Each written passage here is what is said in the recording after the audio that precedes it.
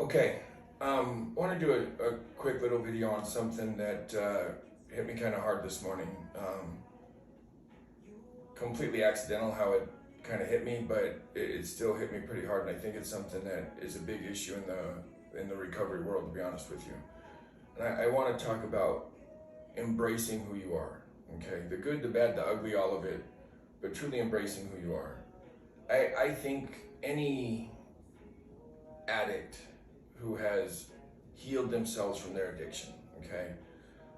I think those people know who they are at their core on a level most people will never understand. Just because to truly heal yourself from an addiction, the things you have to sit with, the things you have to walk yourself through, some of the emotional things that you will deal with and face and, kind of go toe to toe with, if you will, they're tough. It's not an easy thing to do, and that's why so many people relapse, is because in my opinion, they don't heal the right way. I think, and I've talked about this before, but I think any addict is, the reason they become an addict is they're masking whatever they're hiding from or avoiding with their substance. It's easier for me to take this drink or take this pill or smoke this or inject this or whatever it is than it is for me to sit and face these demons or sit and walk through this pain or face this pain or whatever that is. So I think that's a big part of why addicts become active addicts. With that said, that healing process that somebody goes through, you truly learn a lot about yourself. I talk about this often, but my first year and a half, and might not be exactly 18 months, might be 15, 16, but right around a year and a half, I did nothing. And when I say nothing, I mean nothing. I went to work and came home, and that was it. I didn't go out to eat. I didn't go see friends or family. I did nothing. And there were many reasons for that, but the main one is I was so unused to feeling things. I was so unused to, I had to almost reintroduce myself to the world because I had spent, damn near 2 decades masking any feeling I had with a substance. So not only did that substance help mask physical pain, that substance helped mask emotional pain as well, and probably the emotional pain more so than the physical pain. So I had to sit and understand what I was avoiding, what I was running from, and I had to sit and kind of dance with those demons, if you will, until we kind of figured everything out. And I think a big problem we have in the recovery world is we try to fit everybody into the same box. Everybody, you're an addict, you fit in this box, this is your box, here you go. And I don't think that's the right move. I think that, obviously we are all individuals and we're all unique and we all have our own, gifts and curses and everything. But I think, especially with addicts, I think it's important to embrace their individuality. I think it's important to embrace who they are. I think it's important to understand, for them to understand what makes them them, what makes them go, what makes them who they are as a person, what gets their juices flowing, what scares them, what excites them. There's so many things you learn about yourself coming off of an addiction, because however long you've been in active addiction, you haven't been you. And I don't care what anybody says, when you're an active addict, you're not yourself. I don't give a shit what you do. I don't care if it's heroin, if it's alcohol, if it's meth, Adderall, pain pills. I don't care what it is. If you are abusing a substance, it chemically alters who you are, and you're not yourself, okay? So coming off of that, you start figuring out who you are. And I don't know if there's somebody out there that needs to see this or feel this, but I was writing my post this morning after I got my 5 miles in, and if you follow me on Instagram, you know that I've been on quite the little jersey kick lately. And I enjoy wearing older jerseys, old school jerseys, people I either grew up watching play basketball or people who were playing basketball when I was playing ball, and I admired, respected, looked up to them in some way, shape, or form, whether it was their game on the court, whether it was who they are as a person, whatever it was. So I'm sounds stupid, but I only wear certain jerseys. They all will mean something to me on some level, or they're just somebody I truly enjoyed watching play the game of basketball. And so this morning I wore an Allen Iverson jersey. And Allen Iverson's a very unique guy. Got a really bad rap. In my opinion, wasn't a bad guy. Allen Iverson was himself. You can call him whatever you want to call him, but the man stayed true to who he was. Back in the day, Allen Iverson, you could make a pretty heavy argument that he was the most famous athlete on planet Earth for a minute. And Allen Iverson was the first megastar that kind of brought hip-hop into professional sports. And whether you're a hip-hop fan or not is completely irrelevant. You have to respect the fact that he stayed true to who he was. He was himself. He didn't run from it. He embraced it. He put his arms around it and just stayed true to who he was. And you have to respect that on some level, because I can guarantee you at that time in the world, I promise you he had people in his ear trying to tell him to tone it down and, maybe change how he dresses, maybe get rid of the braids, maybe not have so many tattoos, tone it down. Now, I guarantee you he had people in his world trying to get him to do that, and he didn't. He stayed true to who he was, and that's a very respectable quality in my opinion. That's something that you have to respect about a man. And so I was writing about that, and it hit me that it's a big problem in the recovery world right now. In general, you have so many people who are so different individuals, so unique in their own beautiful way, and yet we try to stuff them all in this little box. This is your box. You're an addict. This is the box you live in for the rest of your life. This is your box. This is where you live. And I think that hurts a lot of people in their recovery. I think that hinders a lot of people's recovery. I think it hurts people's recovery.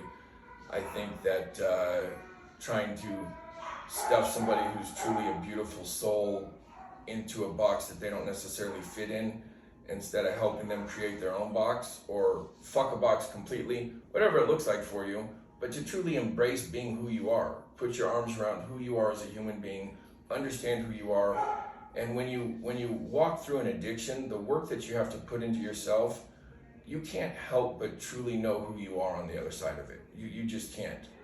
Any addict who's truly healed himself, any addict who's truly at a point that there's no chance of relapse, and I truly believe people get to that point. I can only speak for myself. There's zero chance I would ever become an addict again. Zero chance. I don't care if, God forbid it, but I was in a horrific car accident and pumped full of opiates. As soon as I was out of the hospital, they would be out. I'd be done with them. I know where that leads. I know what that did to me. I know the person I became on those, and I hate that person. Not dislike, I'm not a fan. I hate the person I was. With a passion. I hate the man those turned me into. I hate it. And so I think there's a breaking point for addicts where they hit a point that there's no going back. They've healed themselves, they've walked through that, and they're not going back. But you ask any addict who's truly at that point, who they are, and they will give you an answer like you won't hear from other people. People who have walked through that storm truly know themselves, truly know who they are, truly understand what makes them go in both good and bad ways. Not saying that we've got it all figured out or anything like that at all. We don't, but we have walked through a pain and a hell that not a lot of people will. And it's a tough thing to do. That's why so many addicts relapse. It's not an easy journey. It's not an easy process to get through. It's the best thing you will ever do for yourself by far, but it's not an easy process. So if you're at a point where you're starting to, contemplate quitting an addiction, if you've already started that process, if you're in any phase of an active addiction, I want you to truly understand that who you are is a special human being. I truly think what's causing you to be an addict is a gift. I think it's a beautiful gift. I think it's something that makes you a very special human being.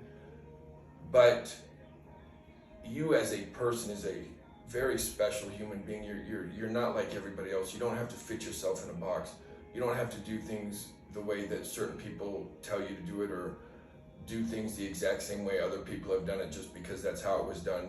You need to figure out what works for you. You need to figure out what is your lane? What works best for you and how your head works? Because we're all vastly different. One thing I've learned going through my addiction is that my head works very differently than most people's. Good, bad, or indifferent, it just works very different.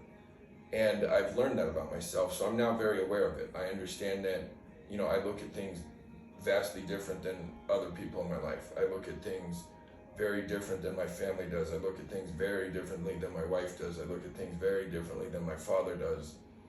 My head just works a little different. And I now understand that, embrace that, and don't run from that. I kind of run to that. And it's a process. This whole life is a process. It's a journey. It's a growing process. It's a constant evolution, and that's something that we have to kind of get used to. But you don't have to stuff yourself in a box if you're, regardless of who you are, addict or not. You don't have to stuff yourself in a box. You need to embrace who you are. Put your arms around who you are. Understand who you are. Love who you are, and run to who you are, not run away from who you are. You don't have to fit yourself in a box. You're okay to be who you are. And anybody who has a problem with that, fuck them. Because that's not, especially with people in active addiction, that's not the play here. It's not the right thing to do to try to stuff them in a box when they're going through such pure hell. You need to embrace them, help them, put your arms around them, and help them figure out who they are. Not, this is who you are, you're gonna fit in this box, and this is the box you're gonna live in for the rest of your life. So, if that resonates at all with you, if you have any issues with that, want to talk about that, reach out to me. I think it's a big problem we have in the addiction recovery world right now. I really, really do. But like I've said a million times, I feel like that's why I'm on this earth. I know it sounds like a crazy statement, but I will change the way the world views addicts and addiction. There will be, it will be known that there's another recovery program out there, that NA and AA are great for some people. They work, they're phenomenal programs, been around forever, have changed millions of lives, I would imagine. I don't know for sure, but I would imagine they've helped millions of people by this point. And that is a phenomenal program, not taking anything away from them. I do think there are some people who view this a little bit differently. I personally, you cannot sell me on the fact that this is a disease. I don't give a shit what you say, how you spin it. I don't care what you say. I don't have a disease. I became an addict because of a culmination of very poor choices on my part that led to an addiction of a specific substance that I used as a crutch to help walk through life. Yes, my brain works a little differently. Yes, I'm more susceptible to habit-forming behaviors and jumping all in when people will only, put one chip in. I'm more apt to put all my chips in. Again, goes back to my head works a little differently. Fully okay with that. But that one more, always wanting another level, always wanting another step, always wondering what it's like to do this or go bigger or go more or go harder. That's the same thing that makes your top performers your top performers. You're super successful. It's the same thing. It's the exact same quality. You're just in a different lane using it in a bad way, as opposed to figuring out how to get in the right lane and use it for your benefit as opposed to your demise. That's all it is. So be you. Don't hide from it, don't run from it, embrace it, put your arms around it. And if anybody has a problem with that, fuck them, because you're made a very specific way. I try to not get into politics and religion, but if you know me, you know my views on both things. And I do believe God made us. I do believe God made us for a specific reason. And I do believe God made us all for greatness. We all have greatness within us. We're all here for a specific reason. And I truly believe part of that journey in life is to figure out your reason, your why. Why are you here? And chase your purpose in life. You're not going to find any of that if you're not true to who you are. If you're trying to fit who you are in some box that somebody else built. Not going to work. It's not ever going to work. So keep that in mind. Be you.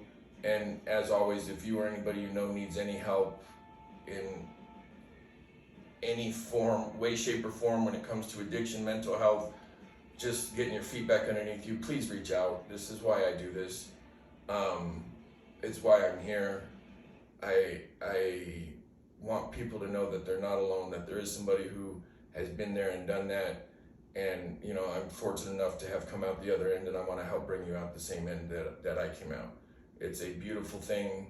It's the best thing you'll ever do in your life. And that's why I do what I do. So if you or anybody you know is stuck in active addiction, please reach out, share this with them, send this to them, send them my contact info, whatever I can do to help, I'm there. But yeah, don't run from who you are, run to who you are.